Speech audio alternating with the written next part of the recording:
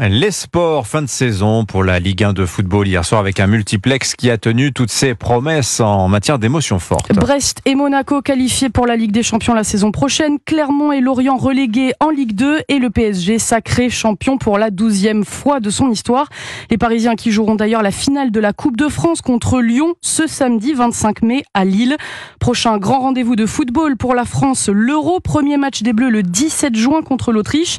Et Cyril de la Morinerie, l'entraînement commence dans à peu près une semaine. Oui, Didier Deschamps donne rendez-vous à ses joueurs le mercredi 29 mai à Clairefontaine. Manqueront à l'appel certains joueurs, les Madrilènes Camavinga, Tchouaméni et Mendy qui disputeront le 1er juin la finale de la Ligue des Champions, ainsi que les joueurs de l'AC Milan, Maignan, Hernandez et Giroud en déplacement en Australie. Le groupe ne sera au complet qu'à partir du 3 juin. Or, le premier match de l'Euro aura lieu le 17 juin à Düsseldorf.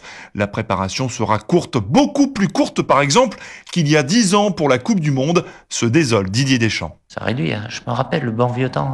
Avant d'aller au Brésil, on a eu 28 jours. Waouh!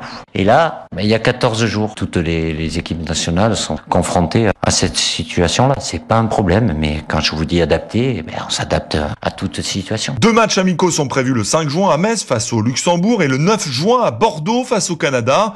Les Bleus s'envoleront quelques jours plus tard en Allemagne à Paderborn, le lieu de résidence pendant l'Euro.